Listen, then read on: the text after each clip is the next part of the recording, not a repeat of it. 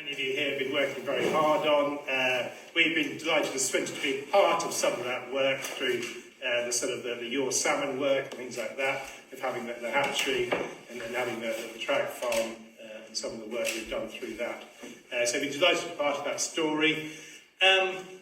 We also run, in terms of the country sports and supporting of the country sports, Swinton Estate is really a wonderful estate for a variety of country sports, everything from the wonderful moors down to the woods and the covers for the pheasants, and the wonderful river system that we have as well. We have the whole river section of the River Burn, tributary down to the River York, and the wonderful fishing that you have from that. So historically the estate is something that's been managed for that. And it was interesting actually, about a month ago, we got a couple from Basque here, we helped them host and organise a wonderful day for about 100, similar number of upland moorland keepers. And then it's interesting comparing the two, why these bodies are getting together and talking. It's because I think we're seeing this weight of legislation coming against what we've always thought as a very positive role as land managers, looking after the environment, looking after the things, bringing in private funding for people to be able to come and enjoy country sports and to enhance the countrysides around them. And we feel we've been doing that, and suddenly we feel as though things are being taken, carpets being pulled from underneath us, as we're fighting a bit of a battle now against the conservation side. And it would seem to be the people who are coming up with the answers. Clearly we're in a climate crisis, we need to come up with some answers, we do things. And it seems the conservationists have got the answers, the land managers are being almost left behind or penalised against. And that's possibly because some of the conservationists, and obviously clearly not all of them, we're all trying to do the right thing, but some of them, the more vociferous ones, do have a anti-country sports campaign on the side of what they're trying to do. So it's great you're all here today, and it's wonderful. And I think what we've discovered when we talked a bit more about the upkeepers is we need the science, we need the data, we need to hear from some of the speakers we're going to hear today about how to put best foot forward and how to get that out there and how to start persuading people that really us as land managers, we are doing great. We're trying to, like everyone else, we can do better. I'm sure we can work harder, but we are part of the solution. We just keep feeling sometimes we're being told that we're causing some of the problems rather than trying to find the solution. So I'm sure that's part of what we're here today, and looking forward to hearing it. So that's probably enough from me, and over to the next speaker.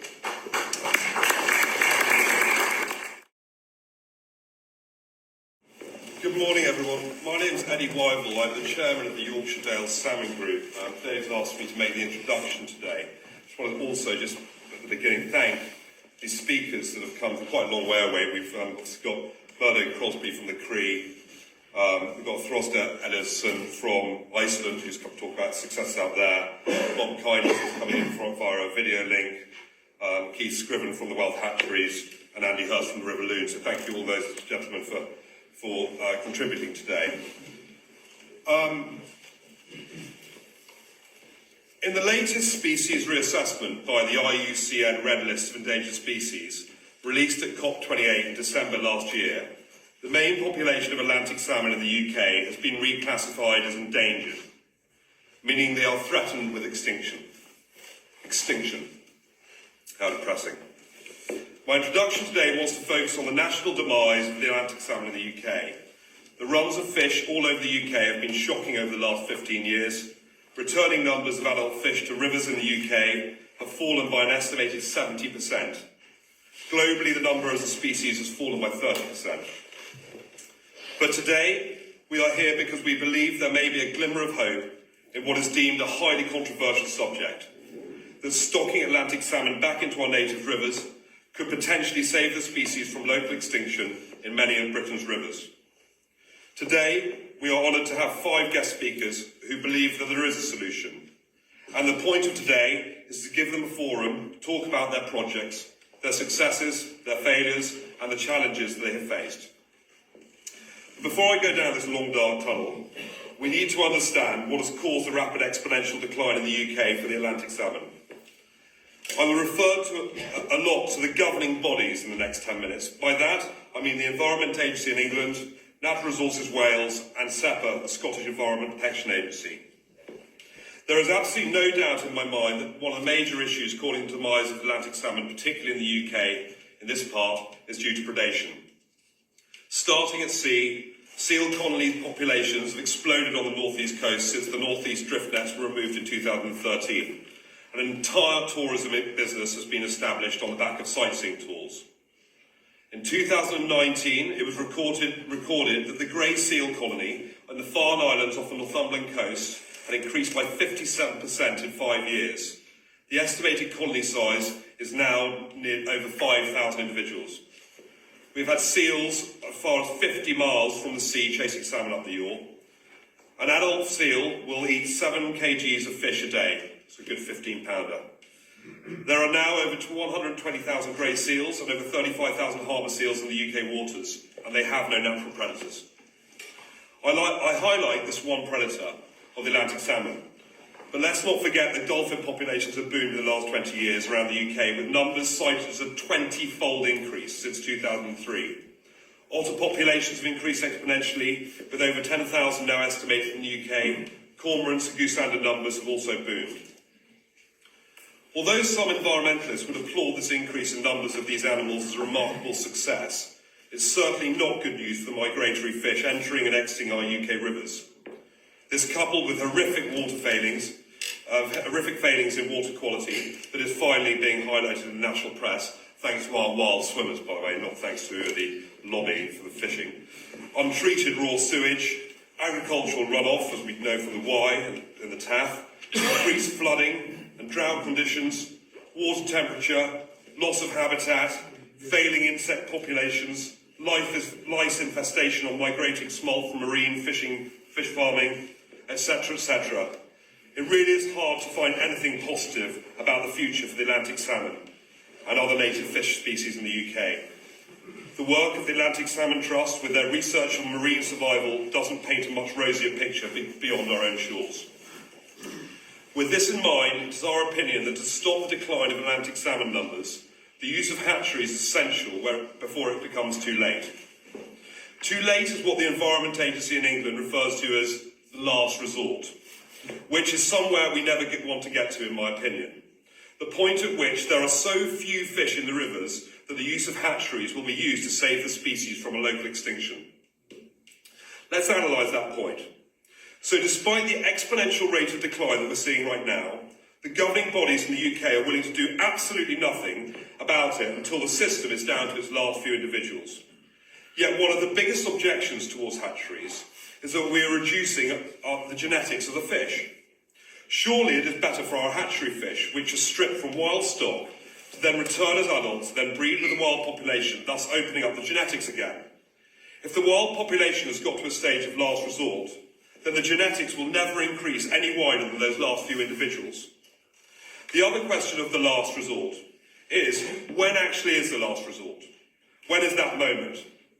The AEA have no measurable criteria or accountability for this moment, quite frankly, because they have no idea. By the time they do, to put in the infrastructure to create a hatchery and then catch up those last individuals, if in reality you can actually do that, may mean it's just too late to save that population. It strikes me that the last resort is a very, very dangerous game to play, and we're starting to get very close to it. Another major objection towards hatcheries, sent down from the highest echelons of the governing bodies, is the so-called domestication issue. That a fish hatched in a tray, reared in a tank, and then released into the wild makes a fish that is substandard to its wild cousins, unable to fend in the wild, and a much less chance of survival on its epic voyage to sea and back to its nature rivers to ports to spawn.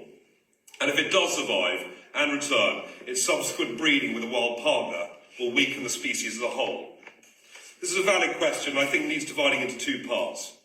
Firstly, we need to understand the Atlantic salmon and its life cycle. So let's start at the beginning, spawning. A breeding pair of Atlantic salmon are biological partners. They are not parents. They do not nurture their young in any way. It is the river and the natural environment that does the nurturing. It is therefore not difficult to create a safe artificial environment for these early life stages. There is no need for artificial parenting. The second point is the method that is used to breed and adapt the salmon, to give them the best chance of survival, and more importantly, the stage of life that they are released at, be it egg boxes, fry, par, smolt. They all can have benefits, but this depends on each individual river, tributary, or location, and no doubt we will hear more about this today. But for context, let's have a wild stab at some numbers. The chances of a fry becoming a smolt are possibly as low as 5%. So out of 10,000 fry, we may only see 500 become smolt. Mortality rates for smolt moving from source to sea, recently published by the Atlantic Salmon Trust, are over 75%.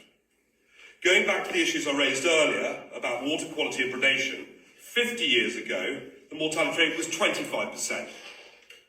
So 75% used to be 25%.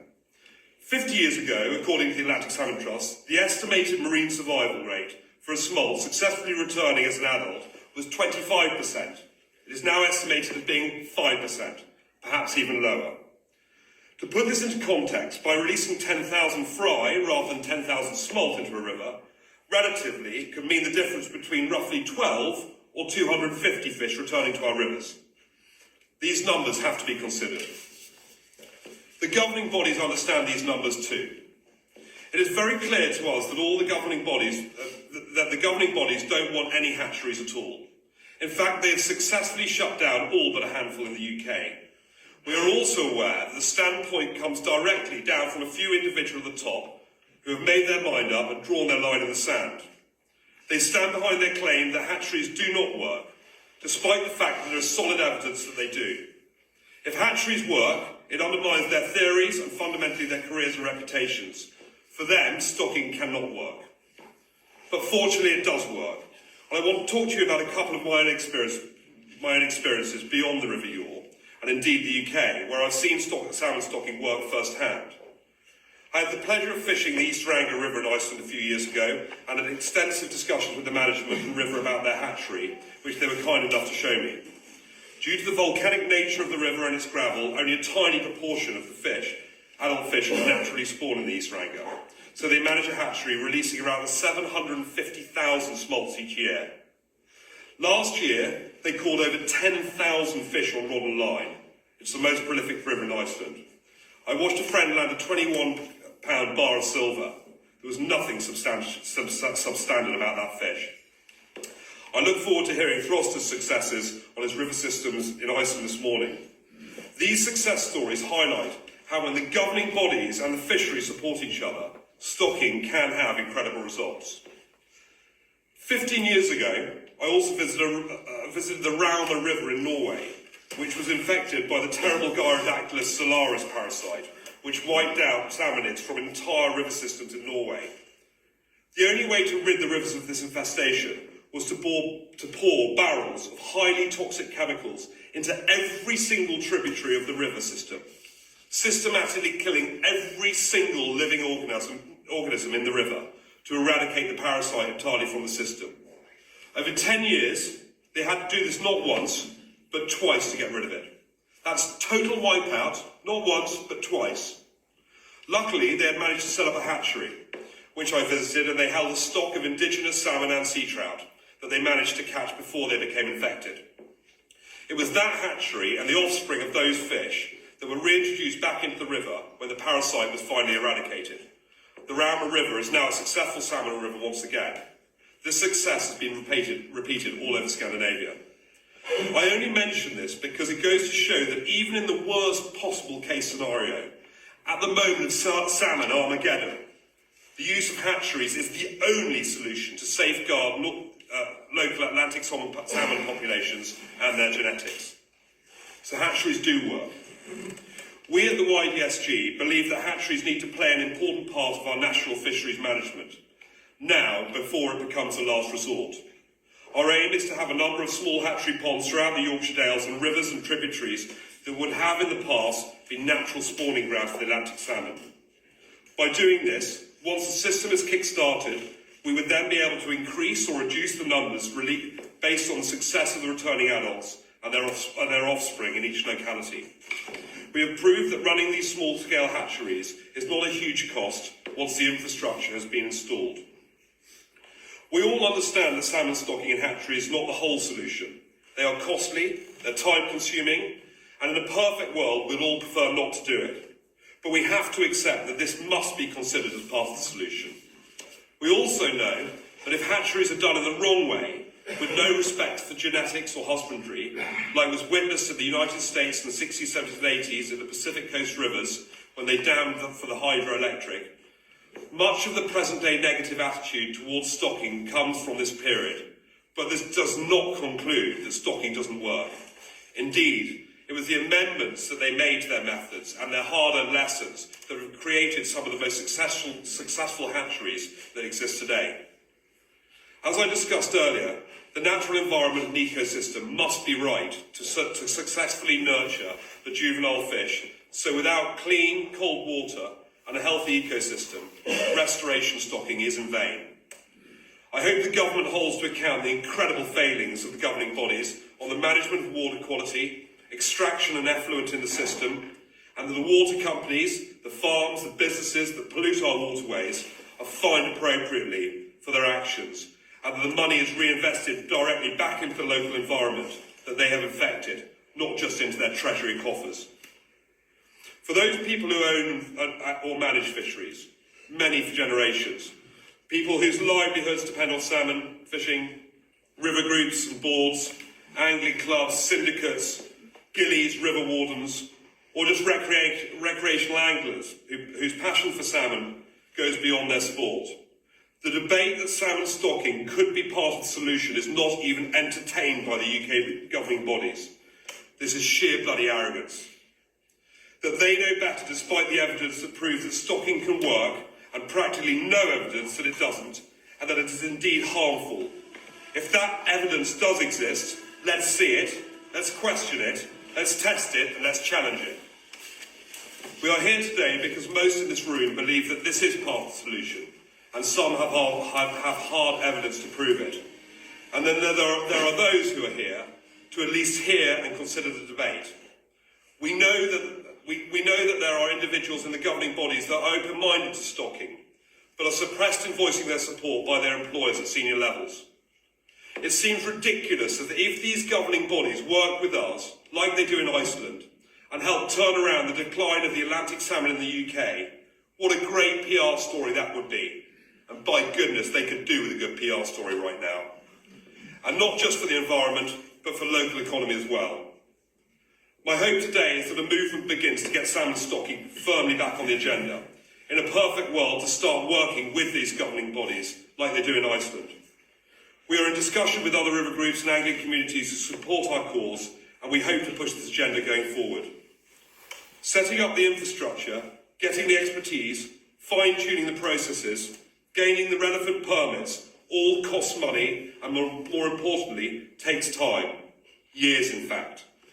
But ladies and gentlemen, make no mistake, we are running out of time.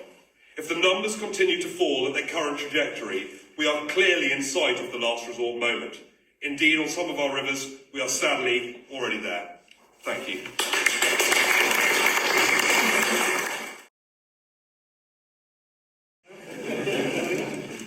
I'm just going to take you through a little bit about the River Yore and the history of the Yore. Because I know there's a lot of people, usually when I give a talk, people know all about the river, but I think there's quite a lot of faces in the room today that don't know much about it. It was a massive commercial fishery at the start of the 20th century. About 30 tonnes of fish caught in some years, up to 5,000 fish. Those were the big multi-sea winter fish that were catching in the nets down at Naburn. Naburn's the tidal limit of the Yorkshire Roos, just below York. That was a 54-pounder caught in 1936. The Euro system is notorious for big fish, and until recently we've seen a lot of big fish in the system every year. Not so many now, though. Those were the catches in the 19th century coming into the 20th century. Wasn't without problems. There was a lot of industrial pollution going into the Humber and the tidal ooze. But you can see, and you find this on all the northeast rivers, when you come to, it's not going to work unless we close the curtains, you come to the start of the Second World War and you see a crash in numbers, and that happened on all the rivers on the east side of the country, happening in the Wear and the Tyne, and even the Tweed to a certain extent. Not really sure what caused that, but we all suppose it was something to do with the war effort. In the 90s, when I worked for the Environment Agency, we started to pick salmon up at the major weirs. That was Naburn Weir. electrofishing in 1999. Time's cruel, isn't it? So this photograph. It's amazing how some people look younger as they get older. makes me feel a bit weak. Yeah, so we started catching fish, and it was really exciting for us because really the Yorkshire region, and Graham Pearson is in the audience will remember that, was mainly a coarse fish region, and we concentrated on coarse fish population. And we started to see these salmon starting to appear in the Ouse, so it was an exciting time for everybody. I took this picture standing in the water for 4 hours with a dry suit on to get that picture, and this was used on salmon strategies all over the UK. And I was never given credit for it, so I'm going to say we made improvements to fish passes. That was sort of a homemade fish pass we put on Westwick Weir. That was later turned into a fully accredited pass about 5 years later. It did work to a certain extent. The reason why we started seeing salmon coming back, if you look down the left-hand side, you can see the 1980s. There was significant periods of time when the dissolved oxygen was below the lethal level in the tidal ooze. So the smolts going out were getting hammered by low oxygen levels, and the adults were getting hit when they tried to come back. You get to the late 80s and into the 90s, and you see that nearly all the time, it's above that lethal level. So that's why we started to see more fish. We were getting wanderers coming through. Apparently the fish that were coming to the Tweed and the Tyne hit the coast further down around the Humber and move up the coast, and we were picking up some of those fish as strays. I did a full red count in 2001. I walked and swam and sort of paddled the whole river with a GPS, and I worked out where the salmon was spawning in the Euro system. And there was quite a few reds. It was quite promising, and it looked like the river was coming back quite well. Your Salmon Trust was formed. I was currently manager at the Trent Rivers Trust, and I was persuaded to come back up to work for the Your Salmon Trust as it was then. We did lots of habitat work. We got lots of money from North Yorkshire Council. We got a big grant from them. Working closely with the Rivers Trust, the Yorkshire Dales Rivers Trust, we did a lot of work. We fenced off tens of kilometres of spawning streams and main river as well. We put in solar-powered drinking systems, did lots of habitat enhancement work, trying to improve the in-stream habitat, channel constrictors, making the channel more complex. Weir removals, we removed this major weir on the River Burn system, and I get some criticism for this because I was only supposed to take the middle out, but we got a bit carried away, and there was a big crack, you see, so we had to take it all out in the end, and so we ended up with that. But that was an incredible thing. Straight away, the salmon spawned above where that weir was.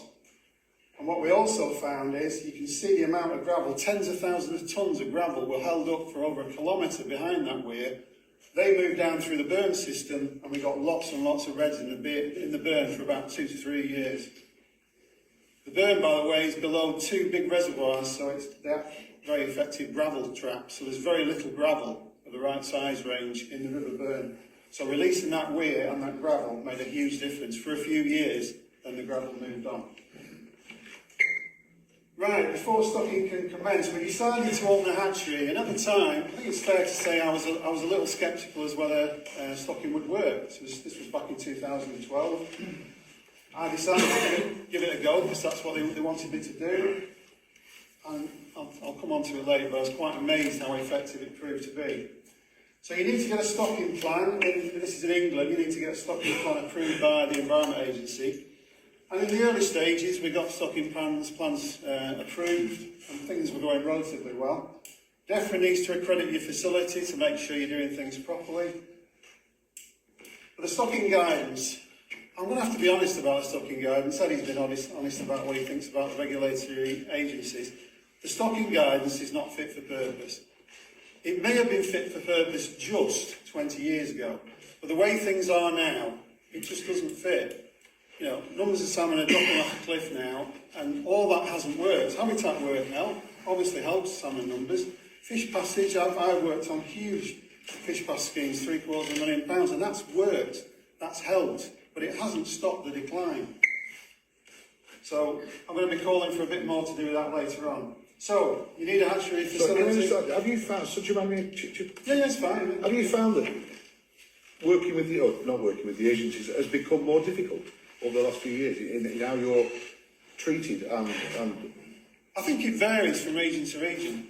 I think, and we'll find that out today with the speaker from the Loom. It can be area specific, shall we say. But, yeah, so you need a facility. We had 2 big 4-metre tanks in a former old trout hatchery. You need some money. So we had the imitable Michael Charlton Weedy, who cycled from the Humber Bridge to Aysgarth Falls to earn money for us, which was an incredible thing. He's in his 70s at the time. There he is at Aysgarth with his pike feastings. We had fundraising dinners and we had some celebrity support. We had Nick Hancock there, and we've got Jeremy here with us today. So we've had quite a lot of people helping us with this and helping raise the profile of what we were doing. And then you need broodstock. That was the second biggest fish caught in England in 2012. Weighed 36 pounds, and that, when I looked at the scales, it was a spring fish, so that probably came in as a 40-pounder in spring, or certainly very close to 40 pounds.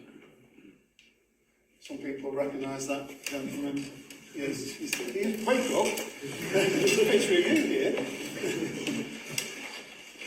So you need to look after your broodstock. I'm going back to basics here. I'm just basically whizzing through and showing you what we did. So you keep the broodstock until the hen fish have ovulated, and then you can anaesthetise the fish and you can strip the eggs. So we used a commercial trout hatchery, and that gentleman's in the audience here, and they were very kind to us. They did a very preferential price. We did that because the water supply at the original hatchery was compromised during flood conditions. So we used this hatchery. I'll name him Johnny Jowett, he won't be embarrassed. We got those fish back, usually the first week in June. Now this is quite an interesting point. Well, it's interesting from an academic point of view. All the speakers today have done it differently. All these speakers have done the whole process differently, and they've all got good results. So I think that tells you something about how stocking can work. We get them at 1 gram first week in June, and we would grow them hard. We had spring water at 14 degrees, which is a perfect temperature for growing young salmon. We grow them until September, the end of September. Then we were destined to go into a semi-natural rearing pond, which had 2 gallons of water a second going through it, spring water. Doesn't look very appetising there, but when we're actually making it. Clip the fish. Every fish that we put in there was clipped. We didn't just clip a proportion, we clipped all of them. We had big teams of people doing that, and some of those people are still alive, shall I say.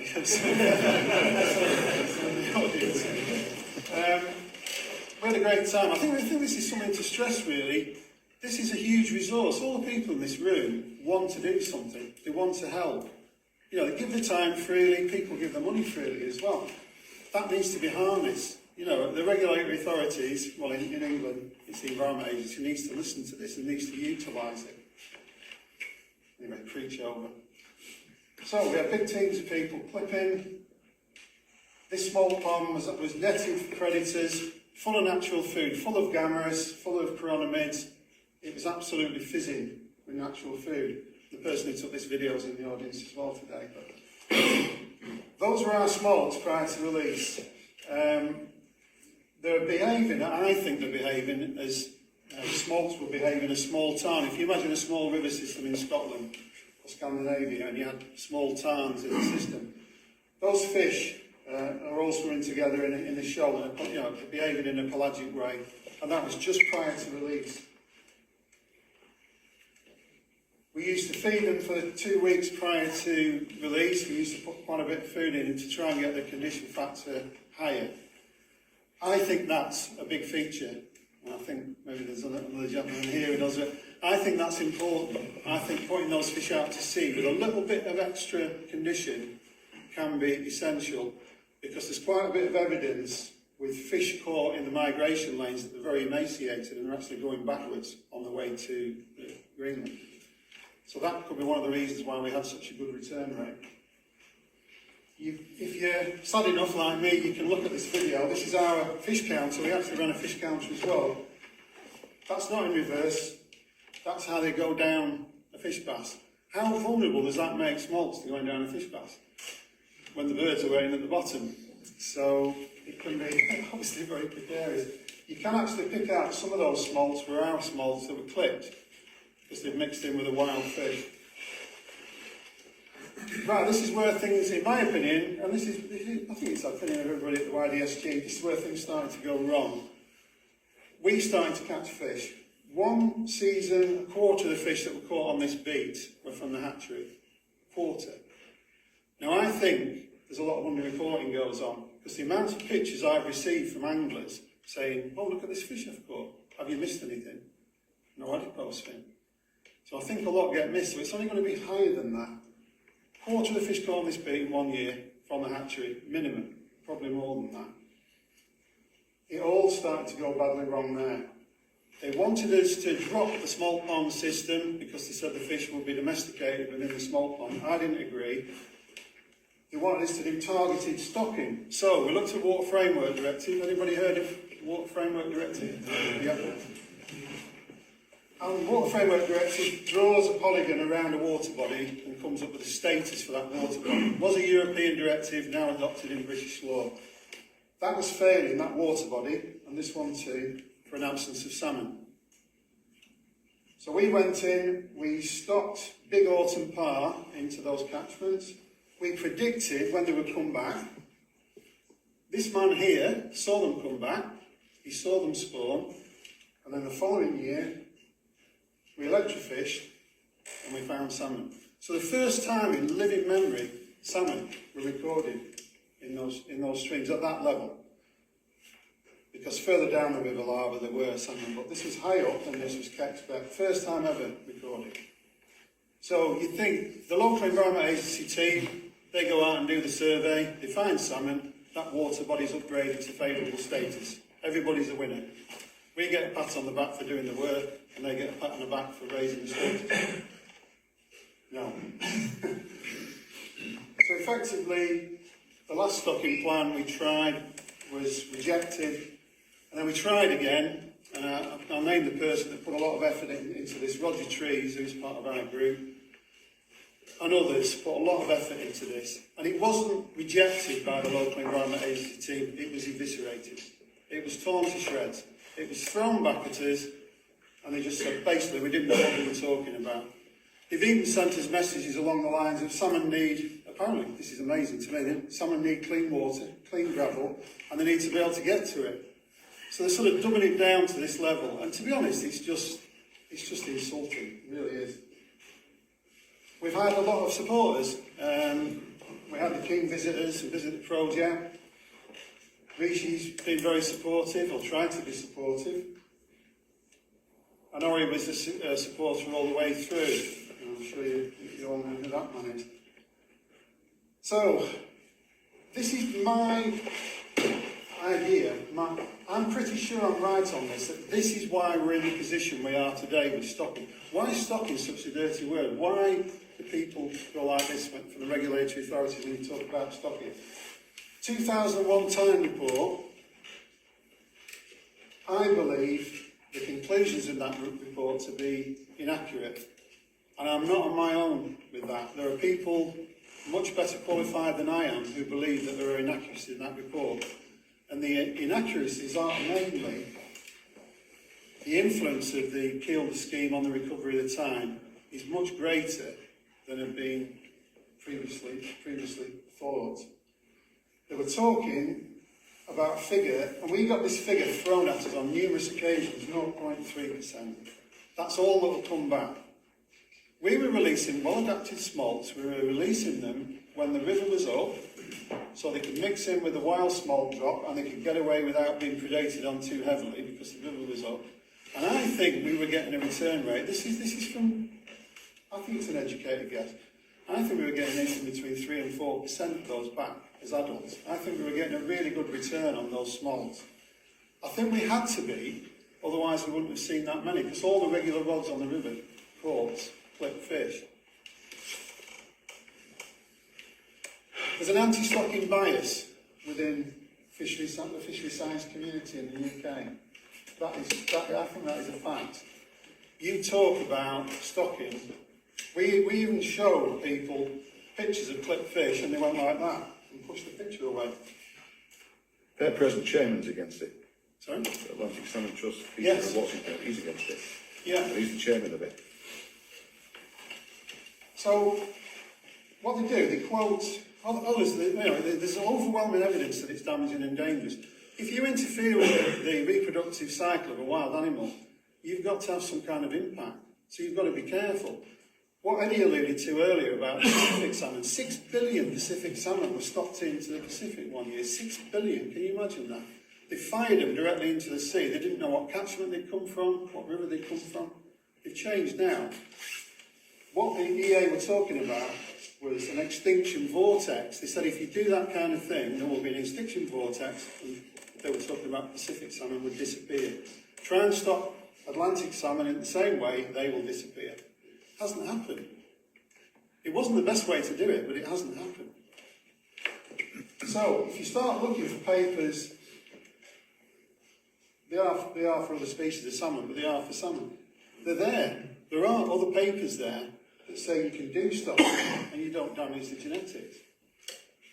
Some would argue, if you do fully factorial fertilisation when you're doing the stocking, you can actually increase the number of families. There's certainly that possibility. What was that phrase you used? Extinction vortex. No, polyfactorial or something? Fully factorial fertilisation. Yeah. I'll let Berdo explain that because there's a lot better. I tell my wife that all the time. It's to do with juggling eggs, isn't it, Berdo? So, I'm not going to hold back on this one. What's the point? We're shut down anyway, so at the moment.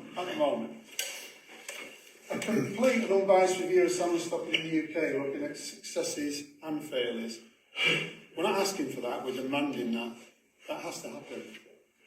Extensive tagging study comparing the survival of captive breed smolts v wild smolts. That's my own personal thing. If we'd have been able to do that, I think we would have been able to prove that we had a tremendous return rate on our smolts. So that's a personal thing, that's for me. Complete rethink, restocking guidance and licensing of facilities. The stocking guidance needs ripping up and it needs starting again. We had it peer reviewed by somebody I'm not going to embarrass, who was in this room, and he said he used to advise government, embarrassing him further. He said if any of his staff had written the EA stocking guidance, he would have told them to go away, rip it up and start again. So that is what people who are very well qualified to look at that document say about it. Gene banking. We're going to have to do this because, as Eddie alluded to, it takes several years before any of us can get going. I mean, literally, it'd be sort of 5-6 years before we could start having any kind of effect at all, probably even 7 years. We're not getting any younger.